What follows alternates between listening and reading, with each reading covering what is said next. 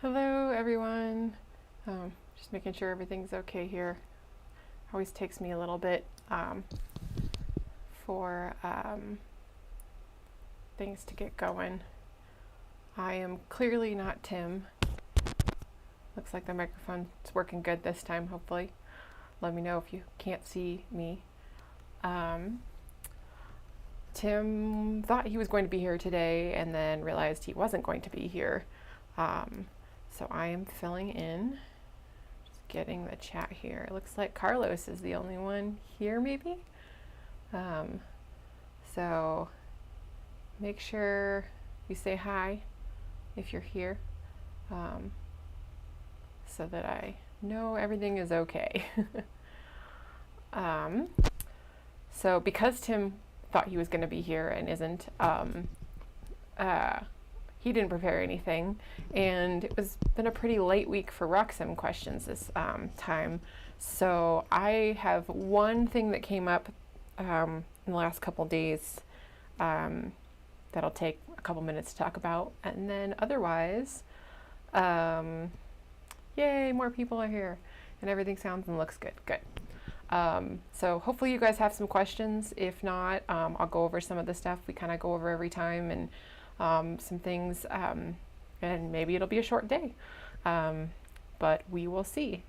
So to get started, just as a reminder, I am going to share my screen here. There we go. If you want to see any of these videos, previous videos, if you have a question and we probably covered it before or you don't know, you can go to the home page and click on this little banner that says RockSim Training Live. It is also under the how-to and guides, software, and then RockSim video tutorials. Or no, sorry, those are the regular video tutorials. The RockSim live training, they go to the same place. And this is where we archive all of these videos. So all the previous ones have been here. We give you a summary of what we talked about and give you the timestamp. We can't link to those exact times, but we give you the time. So if you go to YouTube and you go to 9 minutes and 28 seconds, you know we're talking about saving launch sites in the launch visualizer, for example. So, and the best way to do this, if there's 56 episodes now, so that's starting to pile up, I just do a find on the page. And the way to do that is a Command F or Control F, I think, on Windows, or maybe Windows F. It changes, it seems like, on Windows. But if you do that, it should pop up a search bar, and then you can look up like nose. I usually try and abbreviate it pretty short. So like I would say nose cones as 2 words, but you'll notice here on the pop-up that this person put nose cones as 1 word. So if you typed in nose cone as 2 words, it wouldn't show up. So that's a good Googling tip just in general when you're looking on things. Try and be kind of as broad as you can. But you just do a find on the page and you can say, oh, putting nose cones on tube fin. That says tube finds. We need to fix that. But comparing drag for nose cones, so you get the idea, as a way to look these up. So that's where those are stored. And again, this is our website, and on here we also have under how-to and guides and software, we have those video tutorials.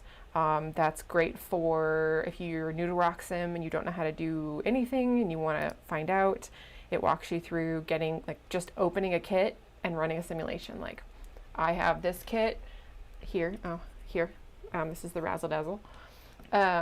So if we want to simulate it, we can download the file, put it in RockSim, put a motor in it, and fly it. It takes about a minute or 2 to do. So if you've never used RockSim before, it's a great place to start. And then if you're a little bit more advanced, we have top videos about custom fins, strap-on booster pods, staging, things like that. If you make your own motors, there's videos on how to put your own motor files into RockSim. And the newsletter this week also, the PDF newsletter that came out talks about making a fake motor in RockSim. That's issue 567, which you can get to from the homepage this week or under How To and Guides, Peak of Flight newsletter. And then you can click on all newsletters if it's been a couple weeks and they're all here. Tim writes an article about making a fake rocket motor. And you might be going, why do I need a fake rocket motor in RockSim? You know, I fly with real engines, not theoretical ones. And so it's a good article to look at to find out a little bit more about why you might do that. So I'm going to tease that and I won't explain it to you. You'll have to read to see. But yeah, so these are great resources, FAQs and things are here. They're all of our construction videos, so definitely check those out. So giving everybody a little bit of time to say hi and throw any questions in there. So the first question we have from people in the chat, my screen's a little far away today, sorry. I think it's Momani, asks, why is the shock cord connected to the motor mount? And so you might notice rockets, this is not a RockSim question, this is more of a general question, but we can answer those too. A lot of kits don't connect the shock cord to the motor mount, they just, let me switch back to camera view so we can see my rocket here. So a lot of rockets, when you open up the kit, you'll see that the nose cone is maybe just stuck to like a piece of paper and it's stuck right in here, just to the body tube, so it's a surface mount, or maybe a glob of glue is holding it there. That's commonly referred to an Estes style shock cord mount, and it works perfectly fine for especially these little guys. But if you think about, you know, your parachute, this has no parachute, but it's supposed to. Parachute pops out and it's going to yank really hard on that shock cord. And if you just have a piece of paper glued inside the body tube, like I said, for a small rocket, it's probably fine, especially if your delay is timed right, so your parachute pops out right when your rocket is slowing down and ready to turn over, so it's barely moving. But if you have a really big rocket that's going to have a big yank, if your delay's a little wrong because of the wind or because you forgot to check and you just threw any old motor in there, that yank can be really, really hard. And if it's just surface mounted, there's a chance that's going to pop right off, and then your nose cone and your parachute will drift away and your body will fall down. And I bet 99% of you have had that happen to you before. Shock cord can break, nose cone loop can snap off. Those are all reasons, you know, it happens. It's rocketry. So what we do with all of our rockets is, instead of doing that surface mount, we actually put the shock cord into the motor mount here. So you have your motor mount, and this is a 2-stage. Just pull that out. Actually, this will work really well. So you have your motor mount. You may not be able to see in there too much, but you've got your forward centering ring and then your back centering ring, your motor mount tube where your engine's going to go. And then for the single stage, you have your shock cord. And what we do is we actually loop it through that forward centering ring. So if you think about a centering ring, you've got glue all around the outside connecting it to the body tube. You have all glue around the motor mount tube on the inside gluing it. So you have a lot of glue, a lot of surface area. That ring distributes all that pressure, and that pulling is going to distribute it around the ring. So when it yanks, it's in there pretty good. So it's not impossible that it could come out, but if you've glued your centering rings in pretty strongly, that is a really solid mount. On the bigger rockets, instead of going through the centering ring, it might have a screw eye that screws into the centering ring, and then you tie the shock cord to that. That's really strong too. So that's why we do the shock cord through the motor mount. It's just stronger. And even with these little guys, like, better safe than sorry. And it's really not hard to do. You just have to remember to do it when you're building the motor mount. Because once it's in, you know, there's no way to add it in. And the one downside of this is, if your shock cord does break, or over time, you know, your ejection charge starts to wear it down. That's why we use the Kevlar, because it's heat resistant, so it lasts a lot longer than like an elastic cord, which would start to melt or just get brittle and break. But eventually it's possible it could break down here, and there's a couple newsletter articles about possibilities for how to fix that. If it's long enough, you might be able to kind of pull it out and do it. But at that point, that's when you have to start doing those surface mount ones, because you just can't do it on an already built rocket. So hopefully that answers your question about the shock cord mount there. That's a good one. If you've just built maybe like a couple Estes ones or Quest ones, I think sometimes use those.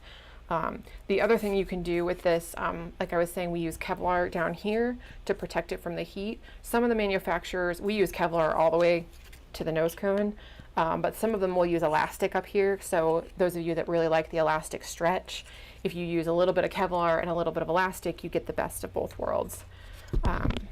So that's a good one there. And then Fatbank asks, when will Roxin become a cloud-based program? So we have right now the launch visualizer, which Tim's been showing off every week, and I'll go over, that's kind of one of the question I have today a little bit. I'll go over that, and that was actually released last Friday, the 11th of February. So it's actually live on the website now. You can sign up for one of the plans. There's a free plan, there's a paid plan. Right now it's just a couple bucks a month, so for less than a cup of coffee, you could try it out, see if you like it, see if it's worth it. For the subscription.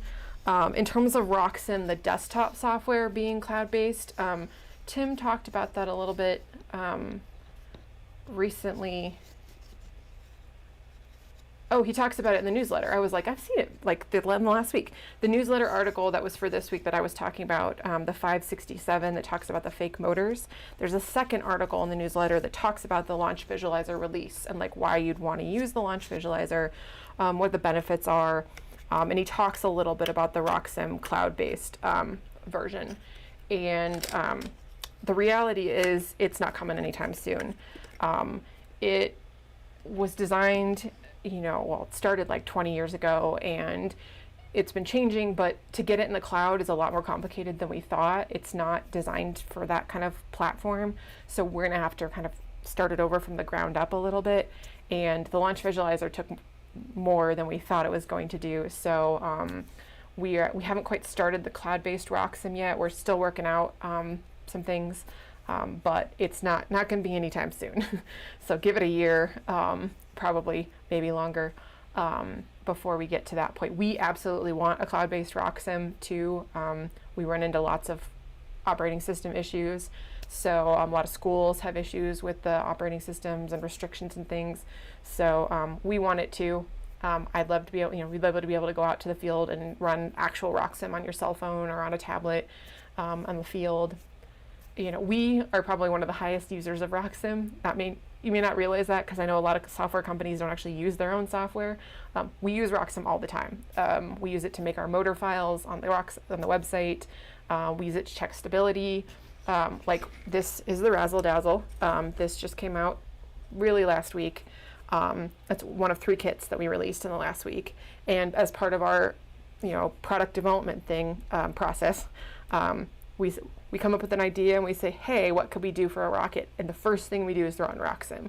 Say, is this stable? Like, does this work?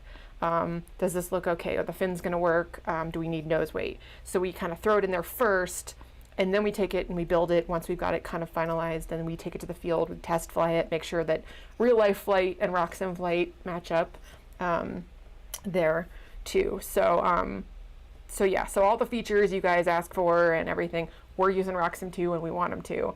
So it's just a matter of getting the, programmers in line, and there's a lot to do behind the scenes.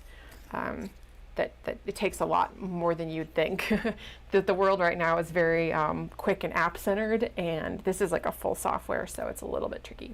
So we are working towards it for that. So looking at the questions here, hello from California, where rocketry is still barely legal. Yeah, you can still fly, but I know it's tough there. Oh, we got New Hampshire, New England, we got people from all over the place. Carlos says, I like building V2s, which like nose weight. Yeah, V2s always need nose weight, a ton of nose weight. We use lead shot and clay. Is there a trick for material combinations like lead clay? Do we just use total weight? You're talking about in RockSim, I'm assuming. Yes, so let me switch back to here. Pull up RockSim. The quick answer is yes, you'll just use a mass object for it, because RockSim, pretty much everything except for like parachutes, things that actually do things, all of the things that go inside a rocket in RockSim RockSim doesn't really care what it is. It just needs to know the weight and the location. So I'm going to open up the Razzle Dazzle since I've got this super nifty rocket here. I just need to get the file from the website because it's new, so I don't have it yet. So I will show you how to do that real quick. I'm sure most of you know, but Razzle Dazzle. So if there's ever a rocket kit that we sell that isn't in RockSim, we try and keep it up to date, but obviously, like, we've released 3 rockets last week that aren't in RockSim yet. So you can go to the kit page on the website, so just like you're going to buy it or you want to look at the motors or everything. So this is the kit page for RockSim, or for the Razzle Dazzle. And so if we scroll down, there's a little video Tim did on the Razzle Dazzle. There's information about the rocket, what makes it cool and different, why is it a scale level 3, and some resources for it. So, you know, you have to seal, it's good to seal the wood, so there's a video link or PDF link for that. The launch visualizer, each kit page has each kit, right now it's each Apogee, Dynastar, and Rocket's kit page, and we're working towards getting them for all the other manufacturers. There's a widget on the kit pages, so you can actually see the Razzle Dazzle and the launch visualizer. Then we've got all the parts photos, so you can see exactly what you're getting in the kit. And then some of the kits, we're working on posters for all the kits, so we have posters available. The Razzle Dazzle is one of the new ones. So if you want a wall poster to match your super cool new rocket, we're working on a bunch of those. Then we have the motor chart. These are generated from RockSim. So there. And then below the motor chart, and the other thing is there's these little shortcuts, so you can click just right on the RockSim file, but you can come down to the RockSim file. You can click on the image, or you can click on the free RockSim design file. Either way, it will download the RockSim file. And you can't see my little bottom there. It does download as a zip file, so you have to unzip it before you can open it in RockSim. So let me unzip that, and this actually comes as a folder. So the reason for that is because we have the decals also included. So not only do you get just the shape of the rocket, but you also get the cool decals with it. And the last time I did RockSim Live a couple weeks ago, I showed you very, very quickly how to put decals on your rocket. So if you're ever interested in that, you can go back and look at that. There's a newsletter article that I pointed to, really. And then there's this cool feature. I didn't know about this feature. I've been working here like 22 years. I didn't know this was a feature, and I don't know when it became a feature, but you can drag and drop your kit file. So you've got your RKT file. You can drag and drop it right on RockSim and it opens up. Maybe everybody else knew about this, but somehow I missed that memo. And a couple months ago, somebody here showed me and I was like, oh, that's really cool. So, so now we have the Razzle Dazzle kit here, and it's just showing the 3D, and you can see it's got the really awesome decals on it. I mean, you can see those, every single one of those little tiny, you know, super cool. I'm glad we're working towards that because it just makes them look so much neater. Okay, so we'll go from 3D to a side view. So this is the 2D side view of the rocket.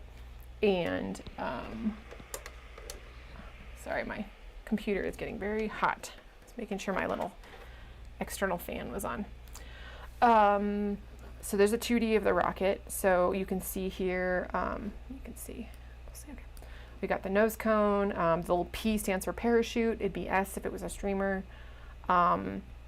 There's M. There's a mass object in the middle of the rocket. And if I go to the parts list here, and if you click to expand the tube, you can see the M for the shock cord mass. So that M is accounted for the shock cord. And then we have the motor mount here. It's a 2-stage, so there's the 2 motor mounts. You can see the launch lug kind of there. So what Carlos was asking was, he puts a combination of lead shot and clay in his nose. So all you do is you go to the owning part, which in this case is the nose cone, and then you'll click over on the right hand side, add a new component. You're just going to add a mass object. You can choose from the mass object list. These are things like screw eyes and also air pack retainers or Estes retainers, because again, retainers are just like lead shot. It doesn't really matter. You're just accounting for the weight and where it is. So you can choose from the list. Obviously the combination of lead shot and clay won't be in here. So you just hit cancel in that case. So we can name it and call it lead shot / clay. Clay. You can classify it if you want. This is just general. So you need to know the mass of the actual finished product. So if you're just like jamming clay in there and then lead shot in there, what you might have to do is weigh your nose cone at the end and then subtract the nose cone weight and figure out from there. So we'll say it's 1 gram. It's pretty heavy for this little rocket. And then you need to tell it where it is. And so you'll measure it. I'm going to change this to a side view. So right now it's set to 0. That means it's at the very, very, very tip of the nose cone, which in reality, I mean, you might have a little bit of, clay in there, but in reality, your clay is probably a little further back. So you'll just kind of find the average, the middle of where it is for there. And that affects the center of gravity. And if you look here, as I move this, your center of gravity moves with the mass object. It's not moving a lot just because it's a little rocket. Those are some pretty big fins, but so yeah, and you can use the slider bar just to kind of eyeball it if you don't actually measure. But yeah, and then that's it, Carlos. Nothing fancy. I mean, if you wanted to add the clay and then the lead shot separately, you would just do 2 mass objects, but it's really up to you. It doesn't really matter for that.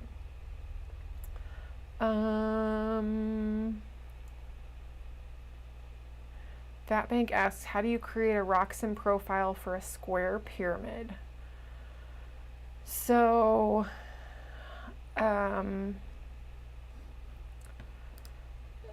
that's tricky. And the reality is you can probably do it, but it's not going to sim very well. RockSim's really based on a standard rocket, so anytime you get one of those odd rockets, things get weird. Let's see. I'm going to see. Sunward used to have, I don't know if they're still here. I have to navigate there. Sunward used to have pyramid rockets. We used to sell them a million years ago. I don't know if they're still in RockSim or if we took them out because, yeah, it's not here. There's a kind of a way to do it, but I'm not 100%. Let me look into that and see if I can find it while we're talking about the next question real quick. So Mamani asks, should the 3-grain Cicerone case be put in the motor mount, then put the propellant grains and spacers in the grain case?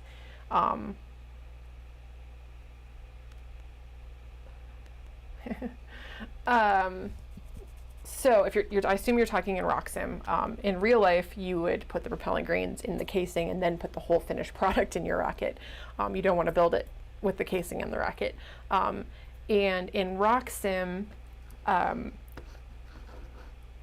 RockSim knows that basically when you load a motor, this is a really small rocket, but we can't do it 18. Let me open a different, let's do the Zephyr. So when you go to load an engine here, and you choose an engine and you go, sorry, I was playing with something the other day, so my engines are all messed up. Come on. So you go to load a motor in here and you have a Cicerone motor. So I'll choose like this G79 motor with the 13-second delay and load it. So RockSim knows that you can't have a motor without a casing, a reload motor. So the casing is part of the motor. I'm trying to say two different things at once. So it's not gonna, you just load the motor and it will include the casing weight and the propellant grain weight. So it's the total weight of the rocket. So you don't have to load the casing in the rocket and then the propellant grains. When you load that motor, it's the whole shebang. Because, I mean, otherwise, well, Cesaroni's a little bit different because it's in that nice little sleeve thing, but like, if you imagine like Aerotech, you've got all those pieces, like, you don't have a motor without a casing. So yeah, so it's all one thing. So if you look at the motor weight, it should account for the casing and the closure, or closures if it's Aerotech. The only time it wouldn't account for anything would be as if you're using a like a longer case with spacers. Then it wouldn't account for the spacer weight. It's probably so negligible it won't really matter. If your rocket's that close to unstable by putting that extra weight in the back, you probably need to look at your rocket again. But if you wanted to account for the spacer weight, you would do exactly what we just did with the mass object that we were showing Carlos with the lead shot. You would just grab a mass object, put it where your spacer is, account for the spacer weight, and that would be it. But otherwise, the motors are casings and propellant together.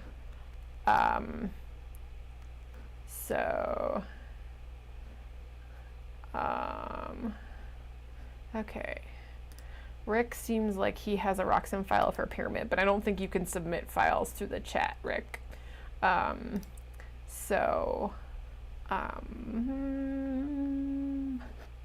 could maybe email it in, and I could check it. But let me see. You know what we'll do? We're gonna go.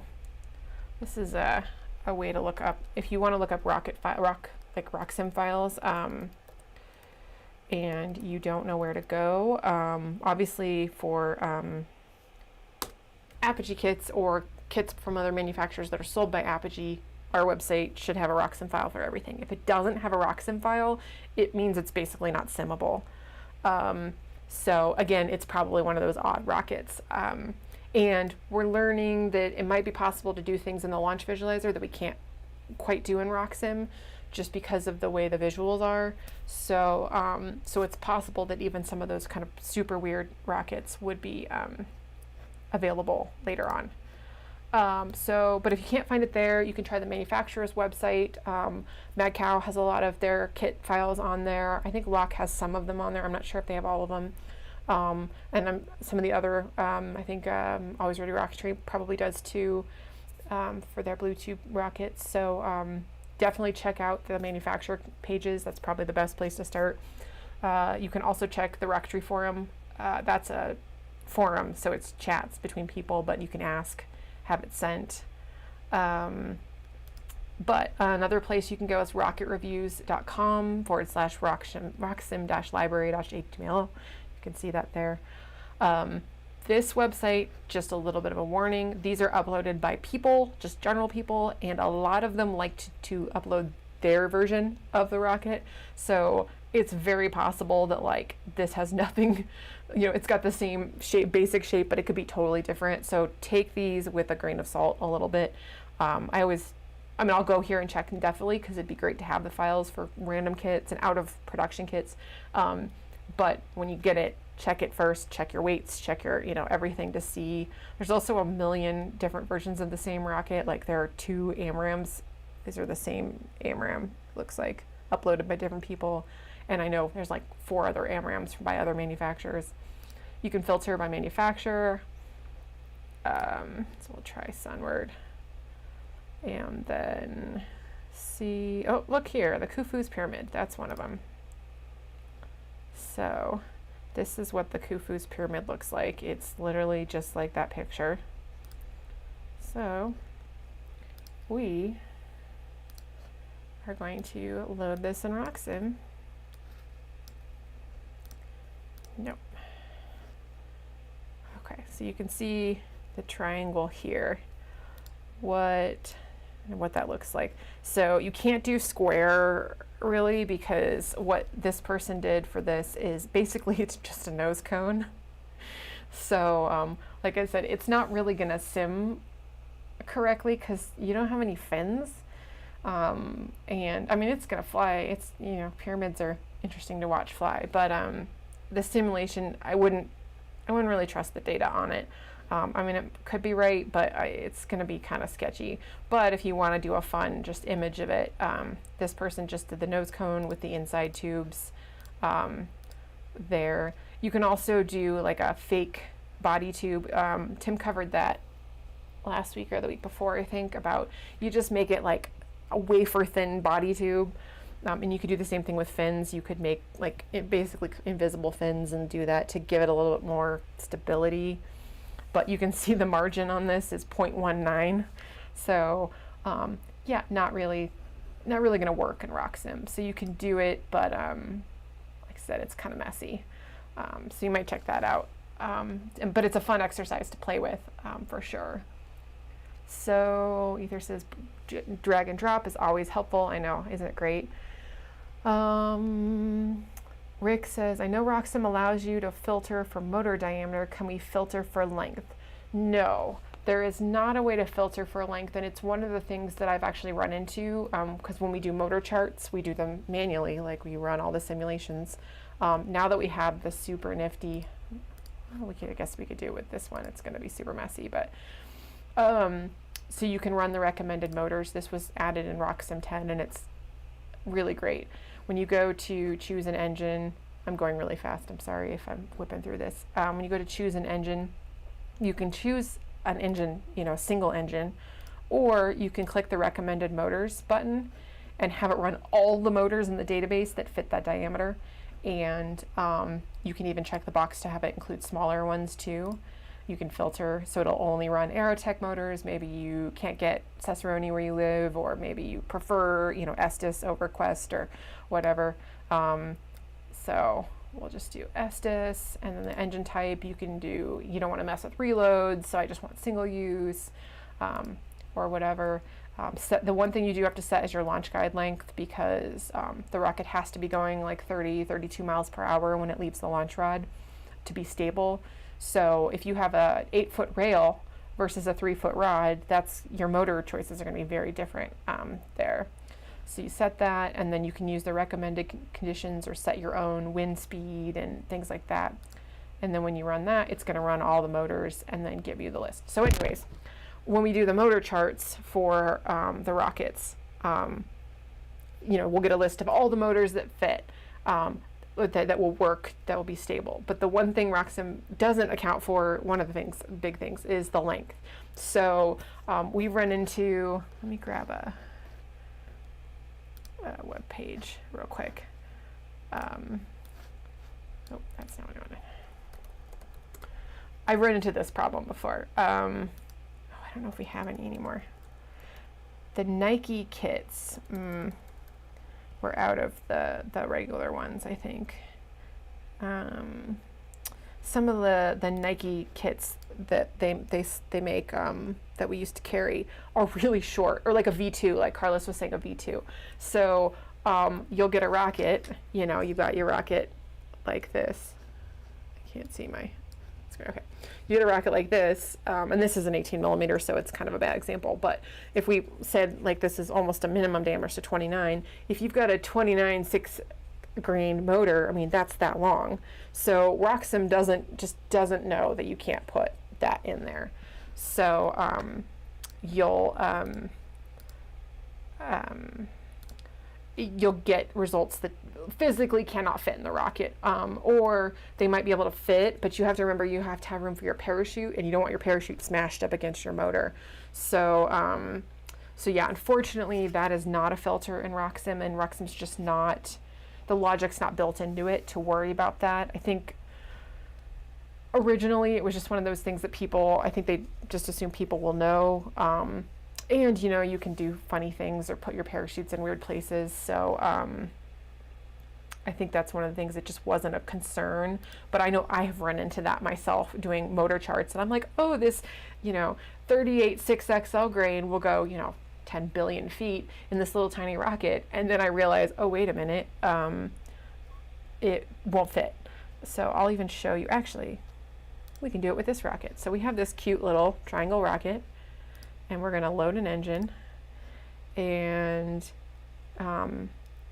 in here. So this is a 24 millimeter, and I'm going to load I think this is longer. It's a 24 6 grain. This is a Cicerone F240. See, so it does, sorry, it's kind of zooming weird. Come on. So this is our motor. It fits in there, but just barely. And RockSim doesn't care. We can even, if you don't care about motor diameter, you show all the engines. Let's pick big, giant 54L motor in this little 18 millimeter. RockSim doesn't care. It's gonna let you put it in there even though your motor is even off the screen. It's so long. So we can launch it. Let's see what happens here. See, it even says it's safe because it's powerful enough to get it up going faster. But yeah, so it doesn't take that into account for that, unfortunately. Carlos asks, when we get a table in RockSim, is there a way to get a bigger font on a Mac? Tim talked about that, I think, last week or the week before. Right now, there isn't a way to change any of the font settings or sizes in here. We actually have submitted that to the programmers to look into fixing or figuring out workarounds or things. So it's come up enough lately. This screen is kind of it's just going to be limited by kind of the way it's set up, I think. But if you go to print right now, if you go file, print, and I don't know what the drawings, but these simulation tables, just do the one. It's going to, I don't know if mine's set to print to PDF or not, actually.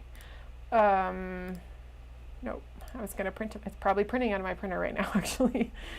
There we go. Yeah, the print is, unfortunately, this is the fixed version. Before 10.3, I think, or maybe 10.2, this actually was messed up a different way. And so what it would do is if you had a lot of columns, it would shrink them down so they were like 0.1 font, so you could get it all on the page. So the fix was to kind of set this fixed font instead, but then it has its own problems. And then also there's some justification issues. So we are working on making this more user-friendly, but right now it's just it is what it is. So the best thing to do is instead of printing is to export it to a PDF or to like Excel, and then you can play with the fonts. And I think Tim talked about that last week there with that. So checking time and questions. I think we're good here. So I'm going to show you one thing that's happening with the launch visualizer, and they're looking into it. It's a little bit of a bug. And so, but I'm going to show you the fix for it. So, I don't know why it's doing this, but okay. So launch visualizer website is rocksim.com.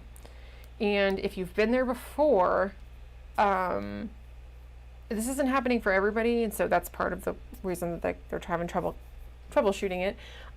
If you've been there before and your session time's out, you get, when you go there, it just shows this screen, and it just loads and loads and loads and loads until you die.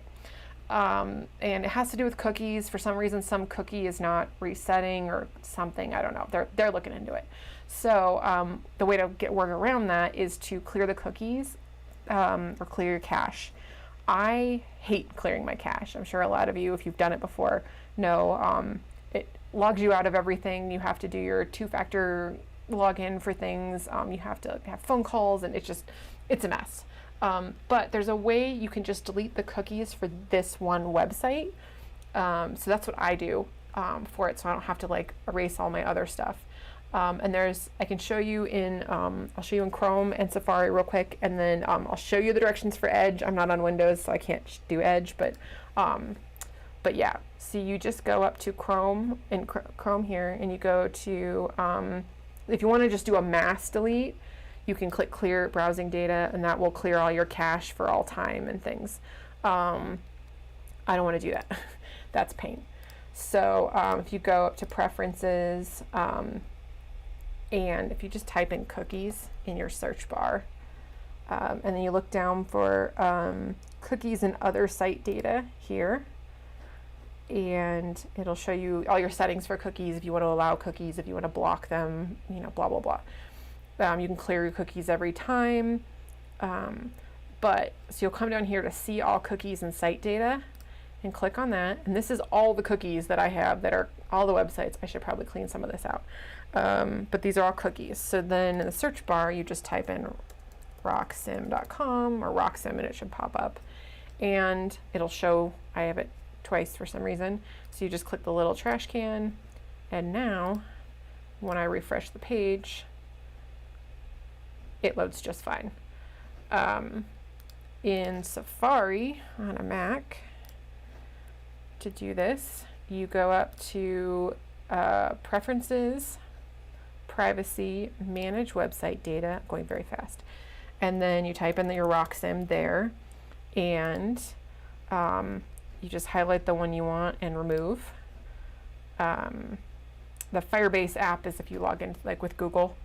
It uses Firebase is like a connector software that logs you in with your Google account. So so you can remove that too if you want. So there's that. And then in Edge, I'll just show you the directions. And I literally Googled how to remove cookies from one website in Edge or something like that. And you just go to settings and more, settings, privacy, search, clear browsing data. And again, you must be able to pull up the websites and, or here, this delete cookies from a specific site. You'll click see all cookies and site data and clear that out. So if you want to check out the launch visualizer, especially if you've been there before and you run into this issue, like I said, not everybody's having this problem, including the two of the programmers aren't having the problem. So, but one of them is, and Tim and I both have this issue. So they're working on it. They'll hopefully get that resolved quickly. But in the meantime, I wanted to show you how to do that so you're not just sitting there frustrated because you can't get to your launch visualizer. So yeah. So yeah, we've got about 15 minutes left. So I'm just going to go over the launch visualizer just real quick again. So you guys have, if you've been here before, Tim talks about it pretty much every week.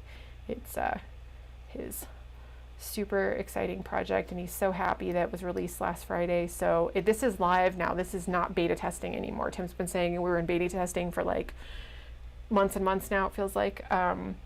We are live. So just to kind of go over, I did this a couple weeks ago, but real quick again, you can use the launch visualizer website, the rocksim.com, without logging in. You can go here, you can select a design. You can only select from the demo designs. So there's only a handful right now of those, but you can play with these. So you can say, I want to fly the ibis. And then you can't really change the launch site without being logged in. You can change your launch angle. You'll notice it does, once you get past 30 degrees, it turns red. The NAR safety code says you can't go more than 30 degrees, and it's not really safe to do, so this lets you know. Otherwise, everything else is grayed out. The weather, you can change the wind, whether there's wind or no wind, but that's it. Loading an engine, you are limited to A through D motors. There.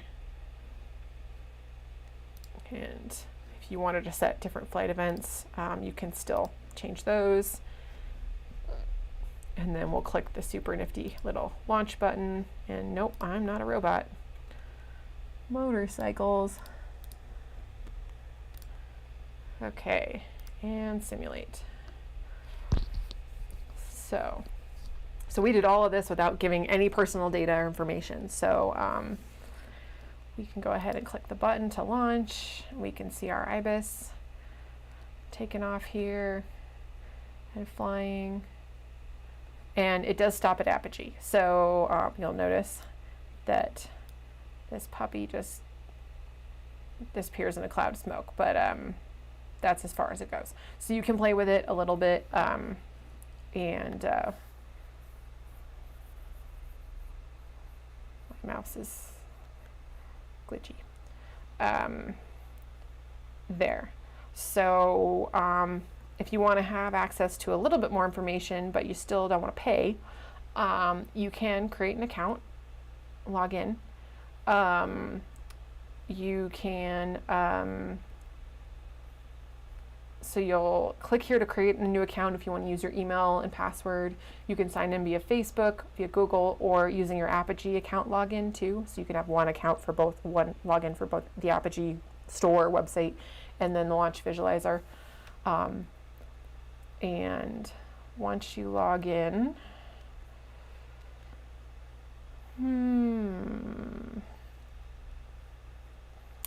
now you have more options. Once you have an account, you can actually upload your own designs to there. So like I'm gonna upload, where do we put this?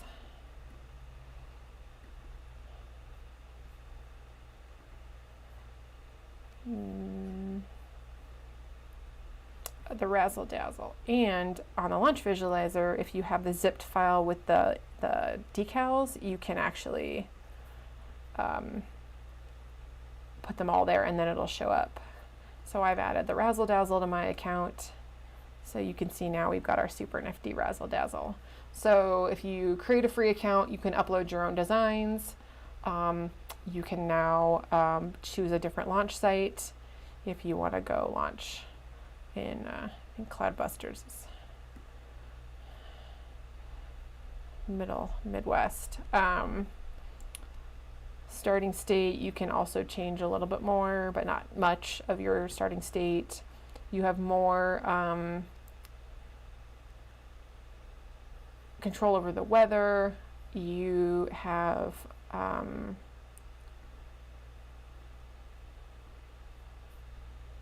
motors up through the G motor, so you can do low power and mid power. Uh-oh.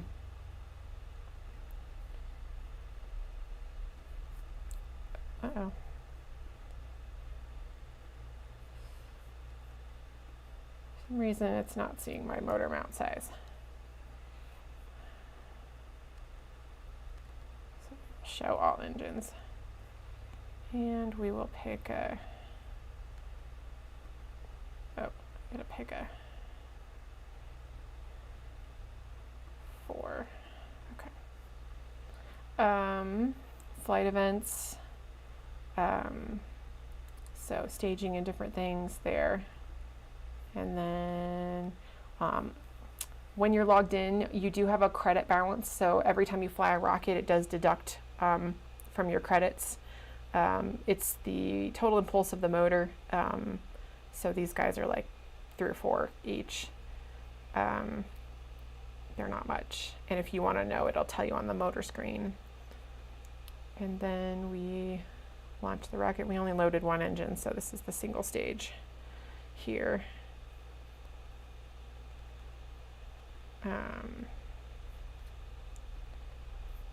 So there's that. And then if you, I guess this one ended Apogee too. There were a lot of changes over time, so now I don't remember which each account, which features each one has. So if you want your to see your rocket after Apogee, if you want to have access to high power motors, and you want to be able to change all the settings, that's when you need the paid membership. And to pay, you'll click on the little icon for your account. So you have to have created the free account first, and then you'll go to user dashboard and you will click on the eye, and this shows the different plans and kind of the feature, some of the big features that you get. So you can scroll through here to see but you just click pay now, and you can see, you know, the introductory plan right now for monthly is $3 a month. That may change over time, or you can do a yearly plan for $30. So that is a discount because you get basically 2 months free, and you also get more credits. So if you do the launch visualizer, maybe you try it for a month and you think this is awesome, I'm going to use this all the time, then maybe it'd be worth, you can switch to the annual plan. You have to cancel your old plan and then sign up for the new plan. But yeah, so for, like I said, a couple bucks, you could try it out.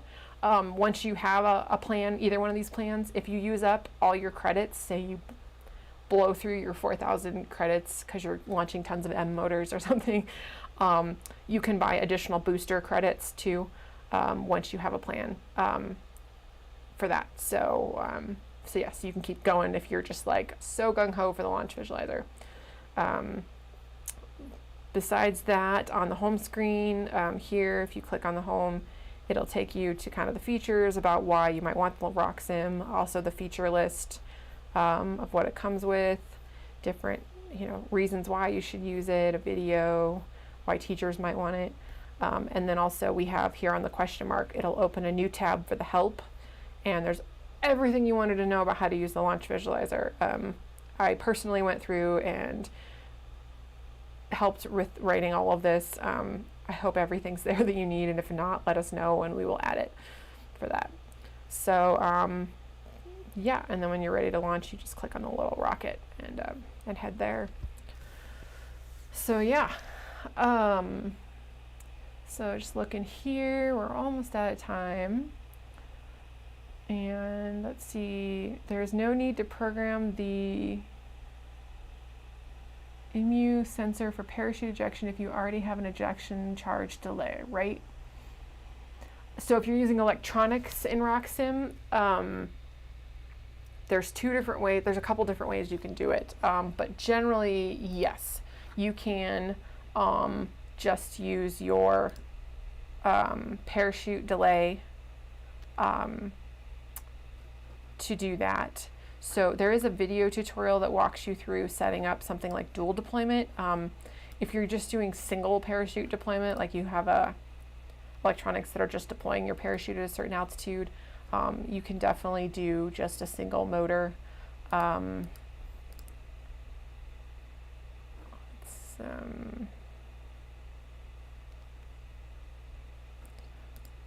Let me open up the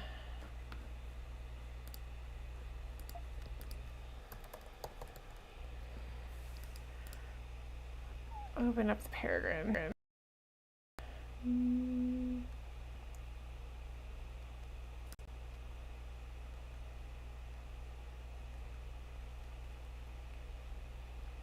Maybe. There we go. So this is not a two-stage, like a dual deployment rocket. It's got on eBay with potentially with electronics, so it has 2 parachutes in it. So what you would do is you would go to your load your engine screen, and then you'll go to your flight events, and this is where you control when the parachutes pop out. So this is where you would set those different things. So you can have it go at max ejection delay, so that would be your motor. So if your motor is set to go off at 10 seconds, you know, your delay is 10 seconds, so that's 10 seconds after the motor stops burning, then you can use that. Time after ignition, time after apogee, deployed at apogee, deployed altitude.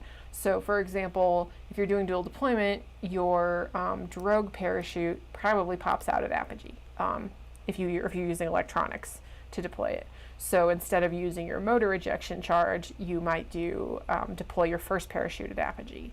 And then your second parachute, you might do, it might come out at an altitude. So the deployed altitude is always after apogee, so it won't go up on it won't come out on your way up. If you set it for 600 feet, it will go off as it's going up at 600 feet. It'll be coming down. So that's how most people set up dual deployment, is just deployed altitude, and then you would come over here and say, you know, 400 feet for that. If you are using a timer, So maybe instead of doing parachutes, you're doing staging, or maybe you have a timer set to deploy your parachute for some reason. Then you can do deploy at time after ignition, which is what a timer would do for that. So then you could say, you know what, just it's going to go off after 10 seconds. Like whether it's on the ground, whether it's in the air, it's going off after 10 seconds. So then you would set your time there. So you go like you're going to choose, you're going to choose your motor, but you also go to your flight events, and that's where you set your parachute deployments for those. So you have a lot of options there, and you can play with it. This is also where you'd set your like your starting state, how long is your launch rod, what angle is it at, and your weather conditions. This is all in regular RockSim, obviously, for that. The launch visualizer, same deal. It does, I have a lot of launch visualizer windows open there. So the launch visualizer is built a little bit more, actually, you know what I should do? RKT. And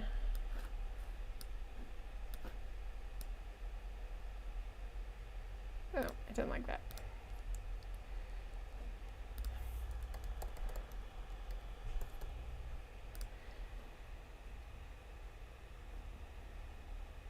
Did I do something wrong?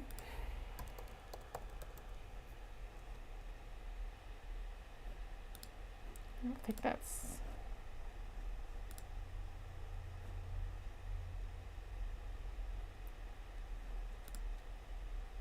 Okay, it did work. So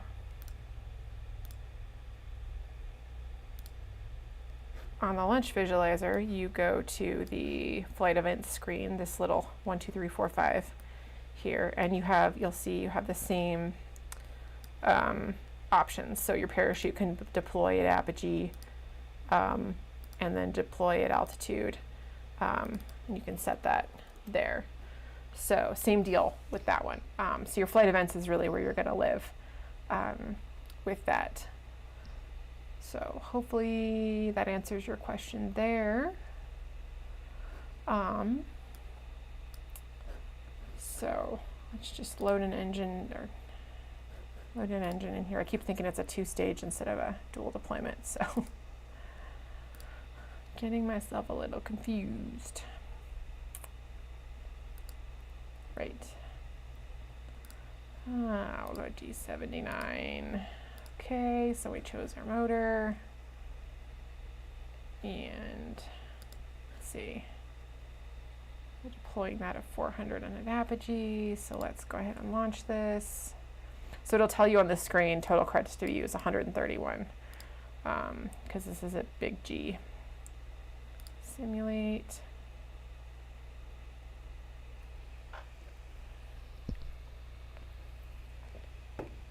Okay.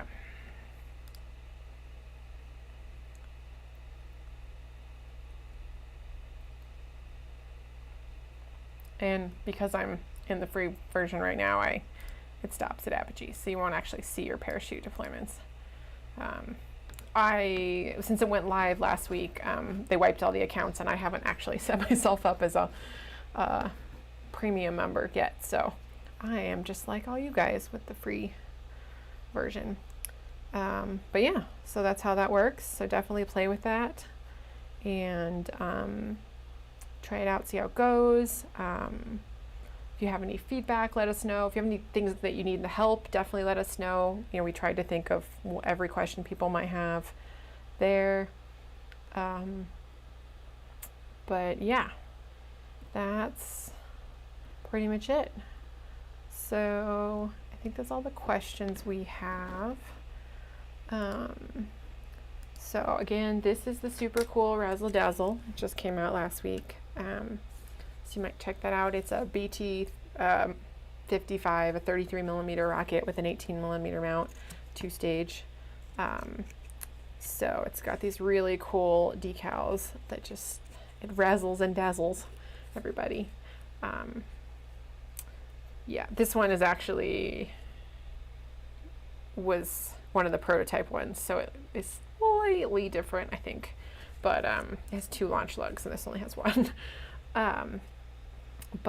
Yeah, so check that out. We also released the Khufu and the atomizer.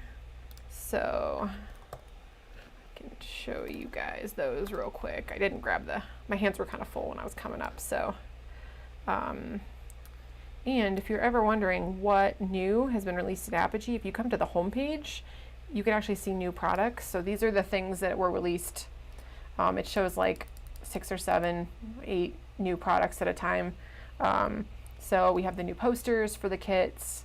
We have the new Blue Origin kit from Estes that everybody loves and loathes at the same time a little bit.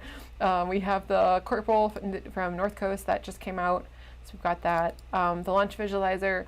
The launch visualizer page on our website is just an info page. It's a product page just because that way it shows up in the right places, but you actually go to rocksim.com to sign up.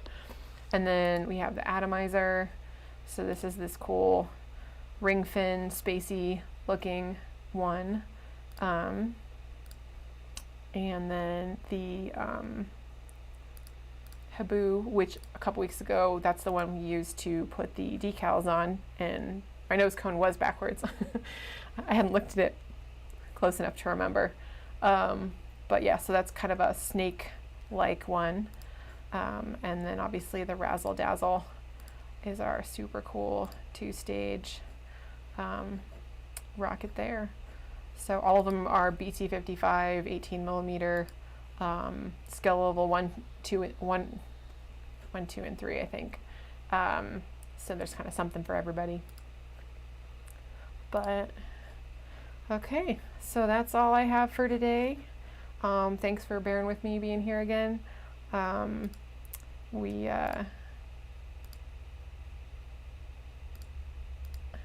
didn't do any of the whiz bangs that we usually do.